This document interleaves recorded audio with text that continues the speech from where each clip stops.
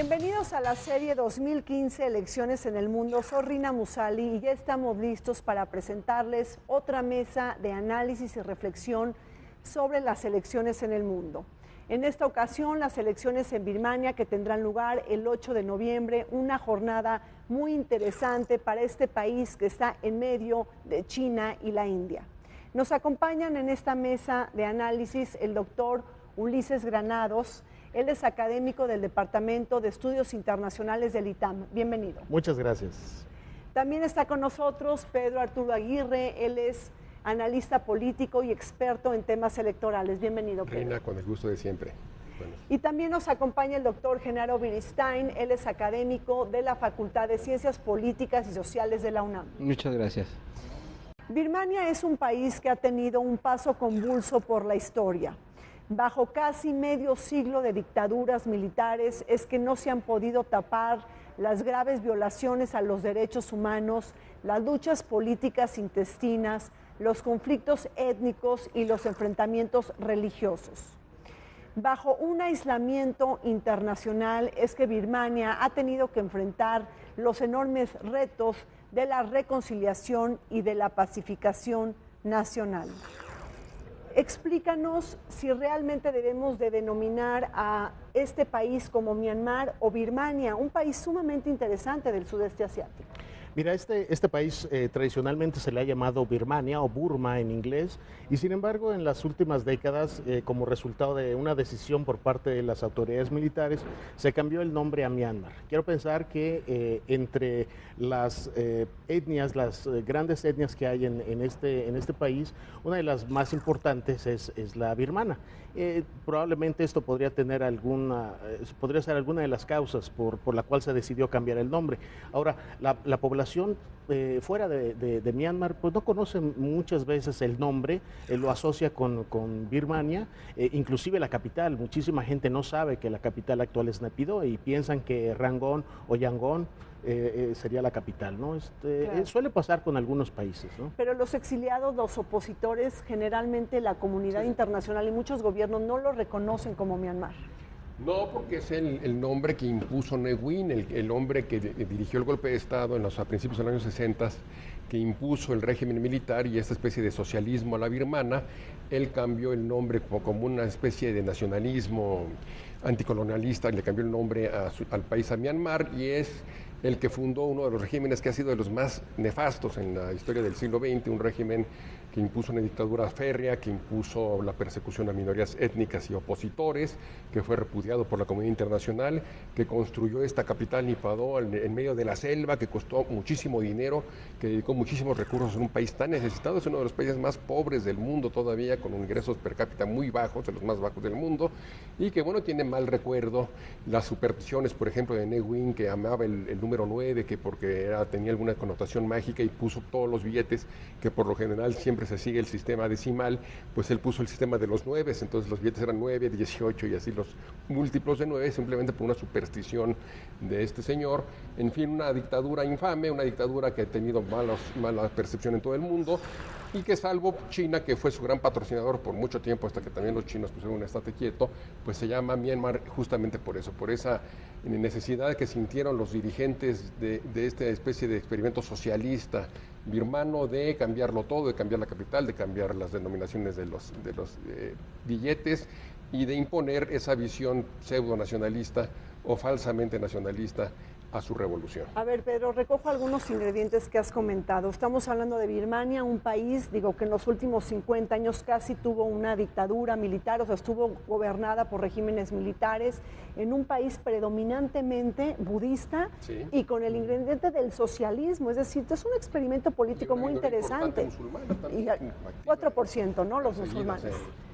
Bueno, la vía marxista de este personaje de Ne Win, muchos autores lo han comparado como una vía más lógica, o sea, una amalgama lógica entre el budismo y el marxismo, donde el budismo predomina la idea de despegarte de lo material, apartarte de todas estas cosas terrenales que te atan en este mundo y que te impiden trascender.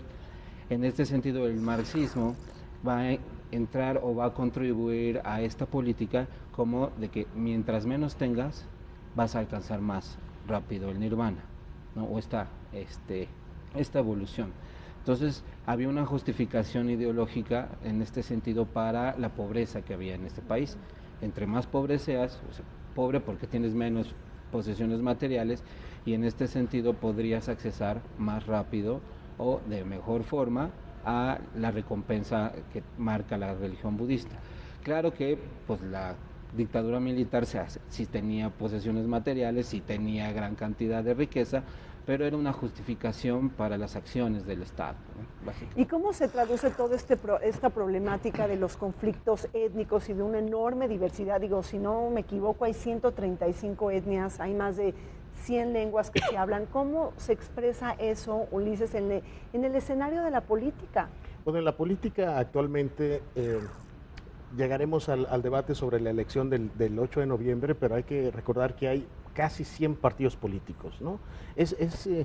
Podría ser hasta increíble pensar una elección con tantos partidos políticos. Hay divisiones religiosas, divisiones étnicas, nacionalismos muy fuertes. Hay algunas regiones, como el estado Shan, los estados Wa también al norte, donde pues, realmente no hay mucho control del gobierno central.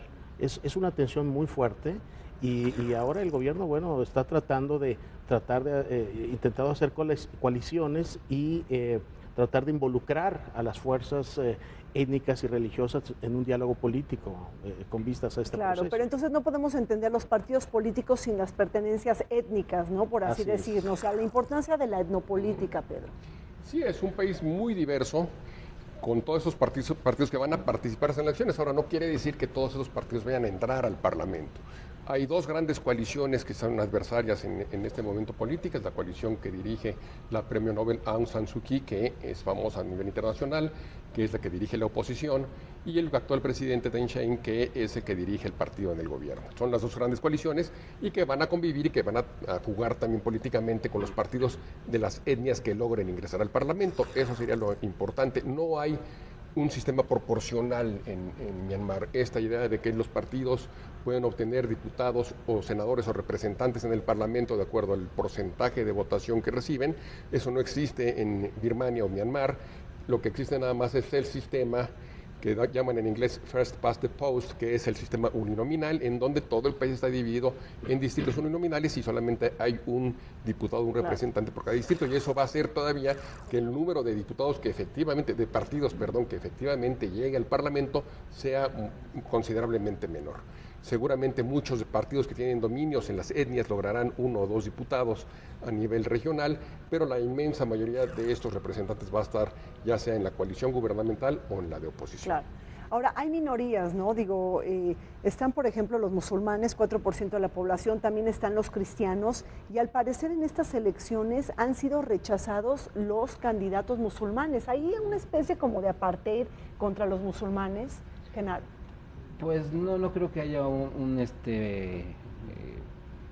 programa o una política gubernamental en contra de las etnias o etnias en particular. Sí hay mucho resentimiento y mucha intolerancia religiosa, como puede haber en muchas regiones del mundo. Los musulmanes, al ser minoría, pues son o los cristianos son las minorías agredidas, ¿no? Pero eso podría pasar en países como son mayoritariamente musulmanes, como me llega el caso de Indonesia, donde la minoría budista o la minoría cristiana también son muy agredidas, pero no por una política estatal. Quizás sea por descuido del Estado que permita que pasen este tipo de agresiones. Si a eso le sumamos que recientemente, por los hechos a nivel global, que se habla del Estado Islámico, de Boko Haram, pues los musulmanes no tienen mucha buena ayuda por parte de sus correligionarios. Bueno, pero está todo el problema de los musulmanes rohingya, ¿no? Así es, no hay que olvidar que alrededor de 520,000 rohingyas están excluidos del proceso electoral, no van a poder votar, y esto es un problema muy grande, ¿no? No se puede pasar por alto. Y además sumemos del proceso independentista en Kachin, ¿no? También que, o sea, es decir, se están haciendo elecciones en un momento muy delicado, ¿no?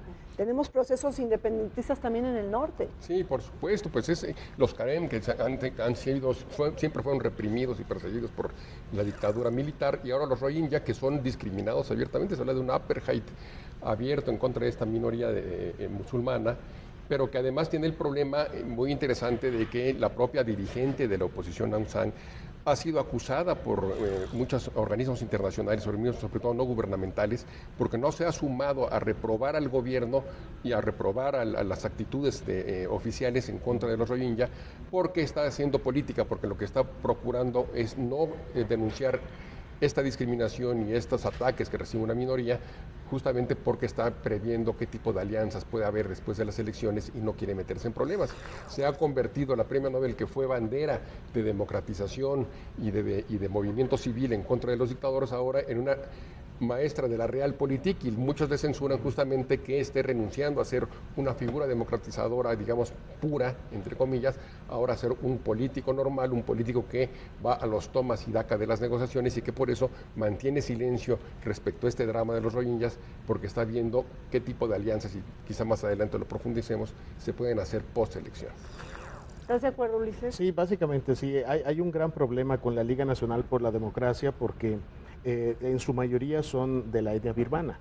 Y Aung San Suu Kyi está frente a estas elecciones ante la necesidad de incorporar minorías étnicas y no existe una clara política sobre esto. Es esperar un poco cómo se desarrolla al mismo tiempo del proceso electoral, que es inminente, un proceso de paz. Hay un cese al fuego que se firmó este mes y esto complica la situación, complica el margen de acción de Aung San Suu Kyi en la campaña esta que ya será de 2 meses antes de las elecciones. Pero bueno, me parece sumamente complicado los contextos en los que se celebran las elecciones. Digo, también hablaremos de las elecciones históricas de 1990. Pero a ver, imaginémonos los actores políticos. Por un lado tenemos el gobierno, tenemos los militares con un gran peso y talla, ¿no?, en la toma de decisiones. Tenemos a las guerrillas, ¿no?, a las minorías étnicas, a los grupos independentistas, tienes también a los exiliados como un actor político y a la oposición que durante mucho tiempo fue prohibida, ¿no? Y entonces en todo este proceso de balcanización se celebran elecciones. Bueno, yo creo que ahí estamos exigiéndole mucho en este momento a Birmania, ¿no? Bueno, a Myanmar, ¿no? Recordemos que apenas es un país independiente en 1948. Sí, muy joven. Pasa mucho tiempo bajo dictaduras militares que lo controlan todo. Entonces, cuando apenas se empiezan a abrir las pequeños avisos o rendijitas de luz para procesos, es cuando surge todo este movimiento. Yo lo diría natural. O sea, todo este caos o este hervidero, esta olla que está por hervir, o todo este caldo que se está cultivando, es un proceso natural. Lo veo de una manera natural. Todos los estados que retoman su independencia de procesos coloniales pasaron por estos procesos. Algunos no tan álgidos, bueno, no tan violentos, otros mucho más violentos, como puede ser el caso de la antigua Yugoslavia, y tendremos que ver qué tipo de proceso le toca a Myanmar. Birmania es un país que ha estado en el ojo geopolítico global. Muchos países buscan ganar cotos de influencia y de poder en este país tan importante del sudeste asiático. Países como China, India, Tailandia, Rusia, Japón y hasta Estados Unidos. No olvidemos que Birmania formó parte del Imperio Británico y que después de la Segunda Guerra Mundial fue ocupado por Japón. Recordemos también que el alejamiento de Estados Unidos con sanciones impuestas a Birmania ha provocado el acercamiento de China para ganar terreno e influencia política y económica para este país que ha sido pivote de la dictadura militar y principal inversor y socio comercial de Birmania. Pero es que además la comunidad internacional está muy a la expectativa por la parte geopolítica. O sea, miremos un mapa, ¿no? Tienes a China, tienes a la India, tienes a Tailandia, la mirada de Rusia, la mirada de Japón. Japón ocupó militarmente a Birmania después de la Segunda Guerra Mundial. Entonces, realmente, o sea, sí hay un proceso pues muy ávido, bueno, ¿no? Para la admisión de Myanmar, precisamente en la ASEAN, pusieron los japoneses como condición la liberación de los presos políticos, y fue la primera vez que salió de su arresto domiciliario Aung San Suu Kyi, precisamente por la presión de Japón. Que estuvo 15 años, ¿no?, en arresto domiciliario. Estuvo 3 veces en arresto domiciliario, del 90 al 95, y después del 2000 al 2002, y posteriormente del 2003 hasta que salió en el 2010. básicamente por presiones de los enviados especiales de Naciones Unidas. La Junta Militar tuvo una posición de mucha fuerza, ni siquiera el secretario general Ban Ki-moon pudo entrevistarse con ella hace unos 3 años, poco antes de su liberación. Yo quisiera ubicar no las presiones, sino las relaciones de Myanmar con su inmediato entorno, con la Asociación de Naciones del Sudeste de Asia. Visto desde el punto de vista histórico, es muy corto, como tú mencionas, 1948 su independencia, 1997 cuando se ingresa a la Asociación de Naciones del Sudeste de Asia. Entonces es un periodo muy corto en el que se han tenido que llevar a marchas forzadas reformas económicas y algún tipo de reforma política. Es como tú mencionas. Y no olvidemos la relación con China, que es vital, es axial para Birmania. De hecho, en buena medida es por presiones de China que el proceso de democratización se acelera de alguna forma. Recuerden que llegan los militares en los 60s al poder en Birmania y por mucho tiempo pues fueron repudiados por la comunidad internacional, fueron sometidos a sanciones de todo tipo, pero es la relación con China la que es vital para ellos. La economía de Birmania depende mucho de China, tiene una relación comercial muy intensa con China. Para China es estratégica Birmania porque es su salida de alguna manera al mar Índigo, y es entonces con presiones de China, sobre todo las que fueron clave para la liberación, la última liberación de Aung San Suu Kyi, y para esta liberalización y realización de elecciones semilibres, como les llaman algunos, en donde hay una cierta apertura del sistema político. Llamó mucho la atención, por ejemplo, que el presidente chino recibiera hace unas semanas a la Premio Nobel, porque mandó el mensaje justamente de que China está siguiendo muy de cerca el proceso de Birmania y de que está también abierto a que exista una especie de gobierno, incluso dirigido por Aung San Suu Kyi, para tener una mejor relación y para consolidar su presencia en Birmania. Entonces, la gran relación, la más importante para Birmania en este momento internacional, es China, con su presencia internacional cada vez más grande, cada vez más importante, sobre todo en el entorno, que es el que más les atañe a ellos, y además, obviamente, la aceptación que han mencionado tanto Genaro como Ulises, de Birmania a la ASEAN, que también fue importante en este proceso de democracia. Bueno, y Barack Obama ha visitado Birmania varias veces en los últimos años. Bueno, una vez, no sé, yo veo Creo que fueron 2 visitas en los últimos 3 años. La participación de Estados Unidos en el este de Asia tiene sus preponderancias, claro, ¿no? Por supuesto, Estados Unidos estaba muy enclavado con Japón y Corea del Sur. Taiwán es otro de sus alfiles, pero Estados Unidos trabaja bajo el precepto de que lo que el otro gana, Estados Unidos lo pierde. Entonces, en el momento en que Myanmar se acerque más a China, es un aliado que está perdiendo Estados Unidos. Por lo tanto, Barack Obama, o en este caso la política estadounidense, trabaja de esa forma, acercarse un poquito más, pero la opinión pública estadounidense sí sanciona mucho. Y entonces el acercarse a un país con acusaciones de no respeto a los derechos humanos, se ve muy mal para un presidente como Barack Obama. Entonces se acerca muy tenuemente. En cambio, China no tiene esos prejuicios morales, y seas dictador, seas asesino, claro, o seas demócrata, yo voy a negociar contigo. Sí, pero bueno, en términos geopolíticos, el alejamiento de Occidente con sanciones políticas y económicas ha sido la entrada de China, ¿no? Así es. Mira, yo quiero mencionar que Myanmar es una pieza más del ajedrez geopolítico en el sudeste de Asia, y Estados Unidos y China son como que los actores más importantes, ¿no? En los últimos años, dentro de este proceso de democratización, Estados Unidos ha tratado de acercarse a Myanmar. Esto parece muy obvio, ¿no? Y a mí me da la impresión de que el gobierno chino está realmente preocupado por el hecho de que este proceso electoral, pero no tanto el proceso electoral, sino el proceso de paz con las facciones, sea supervisado por la Unión Europea, por Japón y por los Estados Unidos y el Reino Unido. Están realmente preocupados. Noticias de los últimos días han mencionado que se culpa al gobierno chino de tratar de torpedear el proceso de paz, porque hace varios meses hubo un incidente en la frontera entre China y Myanmar, donde miembros de un ejército de resistencia fueron masacrados, pero dentro del territorio chino, y murieron varios chinos. Entonces China exigió una investigación a fondo de este incidente, y al parecer ha estado exigiendo al gobierno que incluya a estos grupos rebeldes como condición para que apoye el proceso de paz. Entonces, pareciera que hay un giro de 180 grados por parte de China, pero a mí lo que me parece es de que China está más preocupado por las implicaciones tanto de Japón como de los Estados Unidos. Japón tiene bastantes proyectos, dio en julio pasado cuando ocurrió una inundación muy fuerte, un crédito por $7,000 millones y hay ayuda oficial para el desarrollo dentro de los próximos 5 años muy fuerte.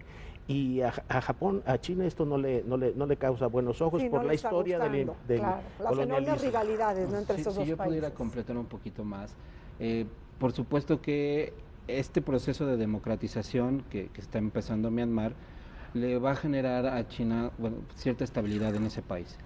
Pero el ajedrez político se mueve para que China lo arrastre a la Organización de Cooperación de Shanghái, ¿no? Entonces, de esa forma, agarra a Myanmar dentro de su club para que este club esté un poquito más grande. Ya se encuentra Pakistán y la India ahí como miembros observadores, pero básicamente es para evitar el acercamiento de los países que tienen relaciones o que son aliados de Estados Unidos. Bueno, vamos a un corte. Cuando regresemos hablaremos del proceso electoral en Birmania del 8 de noviembre.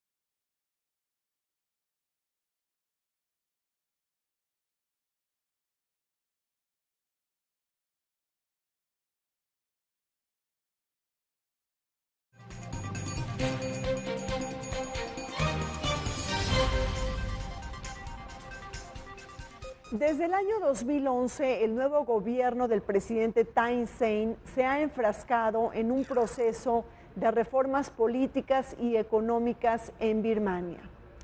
Aunque se ha establecido una hoja de ruta para transitar hacia la democracia y se han logrado acuerdos para liberar a presos políticos, para relajar las medidas de censura en los medios de comunicación, para pactar ceses al fuego con diferentes minorías étnicas, el Parlamento todavía, una cuarta parte de esto sigue reservado para los militares.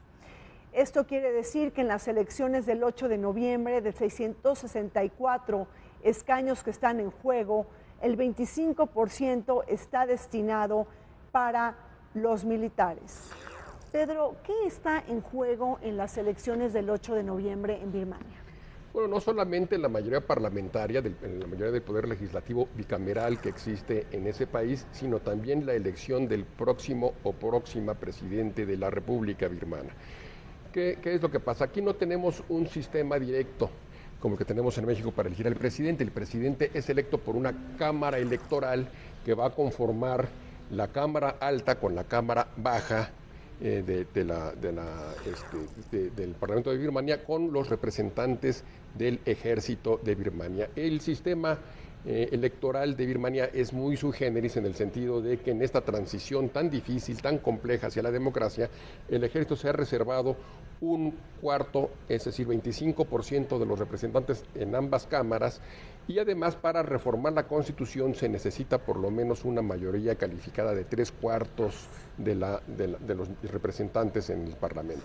Eso quiere decir que le dan al Ejército el derecho de veto para cualquier reforma constitucional, y además tiene pues de facto un cuarto, lo cual le puede permitir eventualmente hacer coaliciones con partidos afines para impedir que esta democratización se les vaya de las manos. Sigue habiendo entonces un control rígido, fuerte, importante de la política en Myanmar de parte del Ejército. Eso es lo primero. Eso es fundamental. Pero entonces, a ver, de 664 escaños que están en juego, un cuarto automáticamente. El 166 están reservados nada más para las fuerzas militares. O sea, no tienen nada que hacer, están ahí destinados para ellos. Qué raro ver, ¿no? Legisladores militares. Mira, son casi 500 curules las que están en juego. Es el 75% del Poder Legislativo. Y como tú mencionabas, 25% que serían 166 escaños serían los que estarían para el ejército, para las Fuerzas Armadas.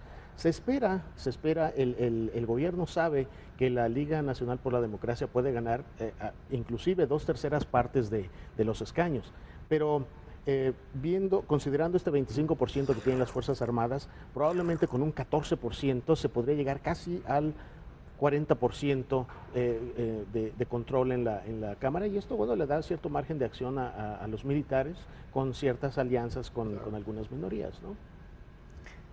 Pero básicamente, desde mi perspectiva, los militares se están cuidando para evitar pues, los procesos penales o legales que lleven a juicio por lesa humanidad o por crímenes de guerra a los que todavía están vivos.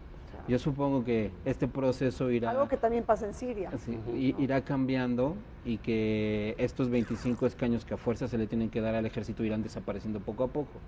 Irán desapareciendo en la medida cuando vayan muriendo los generales o vayan desapareciendo estas personas que mantuvieron el poder durante tanto tiempo. Birmania celebra elecciones el 8 de noviembre, una jornada clave para un país que ha sufrido de una férrea dictadura militar y de sanciones políticas y económicas impuestas por Occidente. En las elecciones de 1990, las primeras elecciones libres en la joven historia de este país tan importante del sudeste asiático, resultó victoriosa la Liga Nacional para la Democracia, que estuvo comandada por Aung San Suu Kyi. Precisamente una victoria que no fue reconocida por los militares, quienes por el contrario se alargaron en el poder. Como respuesta, la líder opositora y Premio Nobel de Paz del año de 1991 estuvo bajo arresto domiciliario durante largos 15 años. Pero ahora, en caso de ganar, la principal figura política, ¿no?, de oposición en Myanmar, en Birmania, es Aung San Suu Kyi, es importante comentarlo, ella no puede competir para estas elecciones, la Constitución lo prohíbe, porque se supone que no le puedes deber lealtad, ¿no?, a ningún extranjero, y bueno, hay que recordar que ella estuvo casada con un inglés y tiene 2 hijos de nacionalidad británica. Entonces, ¿quién quedará en vez de ella si es que gana la Alianza por la Democracia, ¿no? Ese es el tema, que el problema viene no tanto en las elecciones, sino todo el proceso que viene después de las elecciones. En enero se van a reunir para elegir al presidente, de acuerdo a este gran colegio electoral que se forma con los legisladores del país, y el problema es justamente que con esta imposición constitucional, esta disposición absurda que se hecha a mano para perjudicar a la Premio Nobel, de que no puede ser presidente quien tenga hijos con un extranjero, es una cosa ridícula, pues eso anula las posibilidades de Aung San Suu Kyi de ser presidenta, pero obviamente, de acuerdo a los resultados electorales, en donde muy probablemente la Liga por la Democracia vaya a ganar una mayoría importante, vaya a ser un papel determinante de quién va a ser el próximo presidente. Seguramente vienen, y es lo que decía, justamente se le reprochaba a la Premio Nobel no haber denunciado los crímenes en contra de la minoría rohingya, porque ella lo que está viendo es procurar no confrontarse demasiado con sectores del ejército para tener también la posibilidad de negociar con los sectores más moderados quién puede ser un presidente con el que la oposición pueda tratar y con el que eventualmente pueda haber reformas constitucionales. El caso de Chue Man. Sí, Chue Man, que es interesante porque es el presidente de la Cámara, que dicen speaker, como lo dicen en inglés, el presidente de la Cámara de Diputados, pero que tuvo un incidente importante hace un par de meses porque él era el presidente del partido oficial, del partido en el gobierno, y era uno de los favoritos para sustituir a Thein Sein, el actual presidente, pero de repente las fuerzas de seguridad llegaron a la sede del partido en el poder para destituirlo, lo destituyeron como líder del partido del poder, y eso lo anula para poder ser presidente, no porque constitucionalmente o legalmente se lo impida, pero políticamente ya digamos que este escándalo en el que se le quitó la dirección del partido en el poder lo disminuye mucho políticamente y entonces ya no es un fusible con el que la oposición pueda contar, porque a la oposición lo que le interesa es alguien que pueda mediar entre ellos y los militares. Por eso se habla mucho de que es posible que Thein Sein se reelija como presidente, por lo menos por un tiempo, porque es el que pueden tener, en el último de los casos, el vaso comunicante que puede tener el ejército con la oposición, o algún otro personaje que todavía no está a la vista, pero que de alguna forma cumple esta misión de ser un buen interlocutor para ambas partes. Yo creo que aquí es importante mencionar que el proceso electoral no es uno solo, sino son varios. Está en noviembre, está el 8 de noviembre, está a finales de enero, 31 de enero, donde se supone que se va a convocar hacia el colegio. Y esto es importante, la Cámara Alta propone a un candidato, la Cámara Baja propone a otro candidato y el ejército, el 25% restante de las Fuerzas Armadas propone a otro. Y ahí con estos tres candidatos se lleva a cabo la elección. El ganador es presidente y los otros dos resultan ser vicepresidentes. Entonces, por default, las Fuerzas Armadas ya están ahí como vicepresidente, muy probablemente, ¿no? Yo creo que es difícil vaticinar quién podría ser el próximo presidente, pero lo que es cierto es que Aung San Suu Kyi no va a poder ser. Por supuesto. Genaro, ¿cómo estás viendo la parte electoral? Bueno, yo, aunque lo veo poco probable, pero todavía es posible, un desconocimiento de las elecciones por parte de la Junta, ¿no? Sí viene un proceso muy visto, un proceso. O sea, a ver, lo que estás diciendo es que si gana la oposición, a lo mejor no reconocen los resultados electorales. Podría haber pasado como pasó en 1990. Exactamente, 90. Pero no es imposible, ¿no? pero tampoco es probable. ¿No? Tendría que sufrir una derrota aplastante la cuestión militar, la Junta Militar, y en este sentido la presión por parte de la comunidad internacional pues sería mucho mayor. Aquí el caso es que mientras tenga a China como aliado la Junta Militar, pues se puede aventar ese tipo de jugadas, ¿no? Claro que pues es muy aventurado, claro. Por supuesto que es totalmente arriesgado, pero no podemos descartar esa posibilidad, ¿no? Birmania, un país ubicado estratégicamente entre China y la India, las dos economías emergentes más importantes del mundo, no ha podido escapar de la condición del atraso, el subdesarrollo y la pobreza. Sus enormes potencialidades económicas no han sido aprovechadas debido a este país que ha estado gobernado por juntas militares, quien ha estado aislado del mundo y sancionado por Occidente. Precisamente a partir del año 2011, cuando se disuelve la Junta Militar, es que el nuevo presidente ha estado implementando una serie de reformas políticas y económicas en aras de modernizar y actualizar los marcos jurídicos e institucionales para promover la inversión extranjera directa y también impulsar al sector privado. Al parecer hay un crecimiento del 8%, Birmania es un país con enormes recursos naturales, con una fuerza laboral joven y abundante. O sea, ¿cómo está desempeñándose la economía en este momento? Podríamos decir que en términos generales es una incipiente economía en ascenso, porque si bien es uno de los países más pobres, hay muchos recursos y durante los últimos 10 años, yo podría decir, ha entrado bastante inversión. En los últimos 5 o 6 años. Sí, con las reformas económicas. Exactamente, con estas reformas se ve en las ciudades importantes productos de los Estados Unidos, productos europeos, mucho producto japonés. Japón finalmente tiene planes de aumentar la asistencia oficial para el desarrollo para este país, porque bueno, uno de los resultados de este proceso democrático es poder premiar a estos países que tienen un avance democrático con nuevas inversiones y asistencia no reembolsable, ¿no? Entonces tenemos apoyo de la Unión Europea que está llegando, hay nuevas inversiones por parte de Estados Unidos, de Japón, pero sobre todo China. China está invirtiendo una gran cantidad en Myanmar, es como lo habías mencionado, es la salida al Océano Índico, y dentro de este proyecto que es la ruta, que es este nuevo proyecto de unir China y las economías con Europa a través de la ruta de la seda o de la ruta marítima de la seda, Myanmar es un actor muy importante. Sí, China China ha estado invirtiendo en presas, en hidroeléctricas, en puertos, infraestructura, es su gran apuesta en el corazón del sudeste de Asia. Bueno, pero también por otro lado es gran productor de opio a nivel mundial.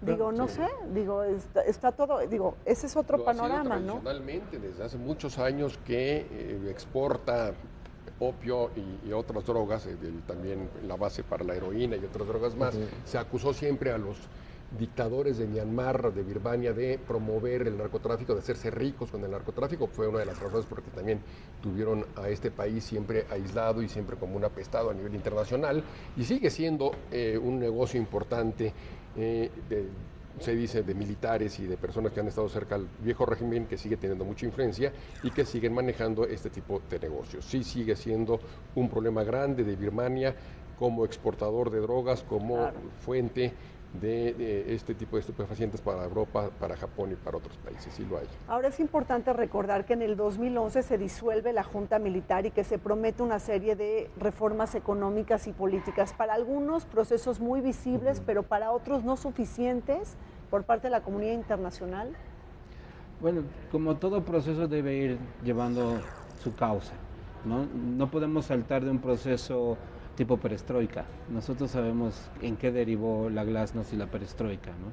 Entonces yo creo que si están apostando por un proceso de reformas económicas, primero se tiene que atacar la pobreza, se tiene que atacar la desigualdad, se tiene que atacar los problemas de discriminación, y ya después veremos cómo reformamos el gobierno, que es el modelo chino, ¿no? Primero reformo la economía, subo el nivel de vida de la población y ya después vemos de qué forma vamos soltando la política. Para complementar lo que comentaba Genaro de los posibles escenarios post-elección, que él mencionaba uno poco probable, pero como él decía, posible, que es el desconocimiento del ejército de los resultados electorales, que ya hubo un antecedente del 90 cuando arrasó la oposición.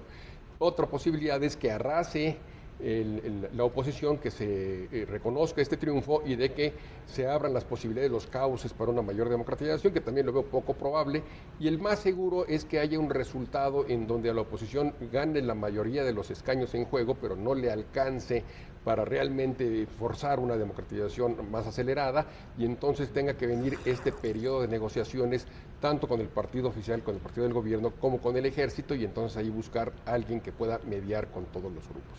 Es el escenario que más se antoja. El régimen electoral va a estar, estas elecciones van a estar sometidas a observación internacional, va a haber observadores de la Unión Europea y de muchos organismos internacionales más. Sin embargo, ha habido algunas denuncias de posibilidades de fraude, ha habido denuncias, por ejemplo, de que hay muchos muertos que siguen apareciendo en el padrón electoral, de que hay regiones poco accesibles en el país que pueden también ser sujetos a manipulación. Entonces, se supone que puede haber un resultado en donde la oposición tenga quizá unas 2/3 partes de la votación. No hay encuestas, no es posible ahorita saber en qué va cada uno de los partidos, pero bueno, el resultado será de mantener una situación difícil, una situación en la que se va a tener que negociar mucho, que hablar mucho para que el proceso de democratización siga con algún tipo de cauce y de ritmo más o menos aceptable. Y bueno, es más o menos lo que se espera, una situación difícil, años todavía duros en lo que se refiere a este proceso. No, y en un momento de cese al fuego, ¿no? O sea, con las etnias, que muchas de ellas están armadas, ¿no? A punto de estallar y con un proceso de pacificación pendiente. Sí, yo creo que es importante mencionar que el proceso electoral tiene que ir de la mano del proceso de paz. Este proceso de pacificación tiene por lo menos a 15 actores violentos que están algunos dispuestos y otros no dispuestos a participar en el proceso de paz. Es importante el factor China aquí en involucrar a todos todas las partes armadas en el proceso de paz. Y bueno, mira, yo te podría decir que los retos más importantes para esta elección sería, bueno, pues la violencia, ¿no? La posibilidad siempre existente de que haya violencia electoral, postelectoral. Habrá que ver de cerca las fuerzas de la policía y milicias que hay en todo el país, cómo se comportan, si la actuación de las autoridades son profesionales realmente y se puede llevar a cabo un proceso electoral en paz.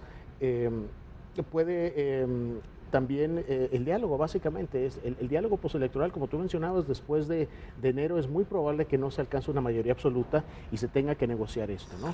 Pero yo sí lo que creo es que están muy preocupados todas las partes políticas en tratar de mandar un mensaje a la comunidad internacional y a su región inmediata, ASEAN principalmente, de que el proceso de democracia continúa y sigue avanzando. O sea, que hay una hoja de ruta, sí, ¿no? Porque de esto dependerá la ayuda económica externa, las inversiones, inversión extranjera directa, empréstitos, etcétera, etcétera. Y también Birmania ya no quiere depender tanto de China, ¿no? Así es.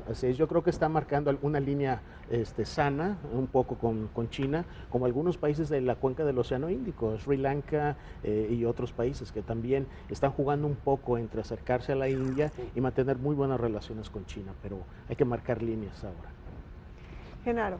Bueno, yo creo que también hay un factor que debemos tomar en cuenta y es que Myanmar es un país muy vulnerable ante los efectos del cambio climático, ¿no? En 2008 llegó un tifón, el tifón Nagris, y causó 28,000 muertos, bueno, más de 28,000 muertos, lo que incitó el levantamiento de muchos de estos grupos armados por la nula respuesta por parte del Estado, ya que evitó que llegara la ayuda internacional bajo el pretexto de que había armas ahí, y entonces en este sentido, bueno, no creo que llegue otro tifón, pero sí las consecuencias del cambio climático pueden ser un factor muy importante para el proceso de estabilización del país, ¿no?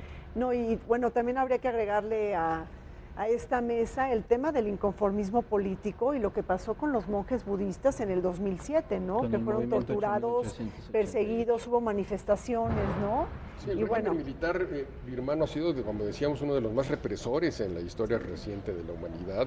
Sus arbitrariedades, las persecuciones a las minorías étnicas, la represión que hubo de la revolución que se le llamó la Revolución Naranja, o de azafrán, que es el color que ellos utilizan los monjes budistas, fue internacionalmente repudiada y en buena medida fue consecuencia tanto de las malas respuestas a este tipo de desgracias naturales como la construcción de la capital, que es una capital de una megalomanía absoluta, con grandes estatuas de los reyes birmanos del pasado y con instalaciones subterráneas, según esto, que para evitar un ataque nuclear. Locuras de ese tipo que le costaron mucho dinero al país y que provocaron un enorme descontento y que propiciaron la revolución del azafrán y después esta represión, pero que fueron abriendo brecha para la democratización. Al final de cuentas, la presión internacional, a la que inclusive China se sumó. Es raro ver a China, que es un país que no tiene la bandera ni de la democracia ni de los derechos humanos en sus prioridades internacionales, como sí lo puede ser Estados Unidos o la Unión Europea, pero China ha forzado también a Birmania a empezarse a abrir un poco el sistema político, y eso llama mucho la atención, justamente porque no quiere que Birmania vaya a caer en la férula o bajo la influencia de alguna potencia internacional, y porque ellos quieren dirigir ese proceso, de alguna forma meter la mano, estar presentes en un país que para ellos les es clave. La China, ¿no? Que se le considera, ¿no?, el hermano mayor de Birmania. Bueno, pues vamos a un corte. Cuando regresemos, algunas claves de la política exterior de Birmania y las relaciones con México. Volvemos.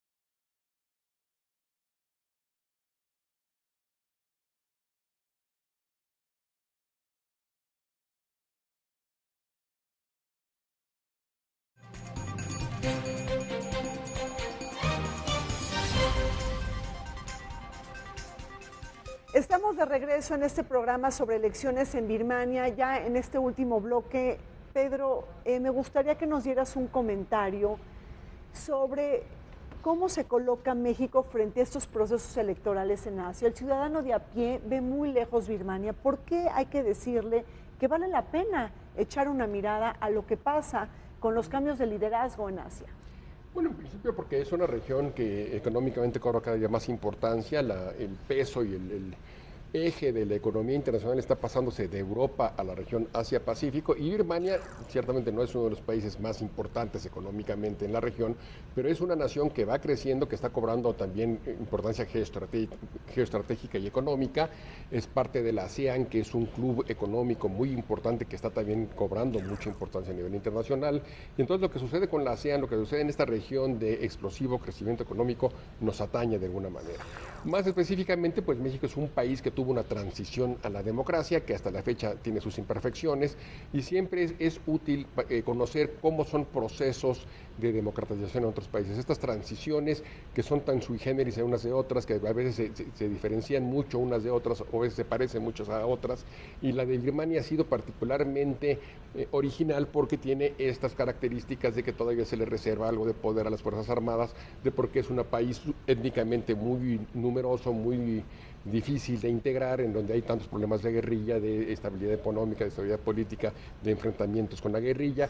Todos esos temas de transiciones a la democracia nos atañen porque nosotros también tenemos algunas de las características de un país que ha ido trascendiendo de un sistema unipartidista autoritario a una democracia que todavía estamos batallando en pleno 2015 sobre si las elecciones siguen siendo limpias o no, o sobre si la democracia ya es verdaderamente funcional en México o no. Siempre es bueno asomarse entonces a otros procesos de transición a la democracia, porque en alguna medida pues también nos llama a experiencias que hemos tenido y tenemos en México. Y la cuestión económica, que obviamente es fundamental, conocer cómo evoluciona una de las zonas más importantes de explosión económica a nivel internacional, y particularmente esta región del sudeste asiático, que está teniendo también características de repente se parecen a las de México, en economías que se abren, en economías que están buscando salir del subdesarrollo y desarrollar una economía más competitiva y más integrada al mundo. Genaro. Bueno, yo consideraría que el ciudadano de a pie no sabe dónde está Myanmar. No es que lo vea muy lejos, pero no sabe.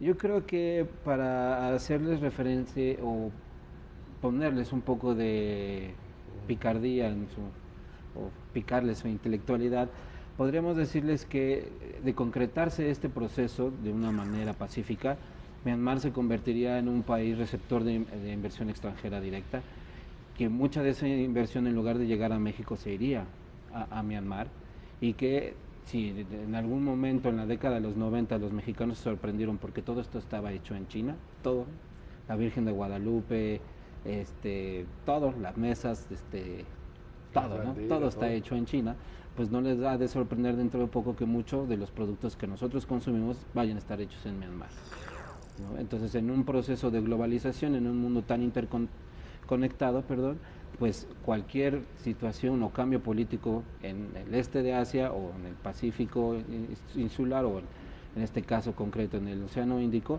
puede repercutirles directamente en su economía. Claro.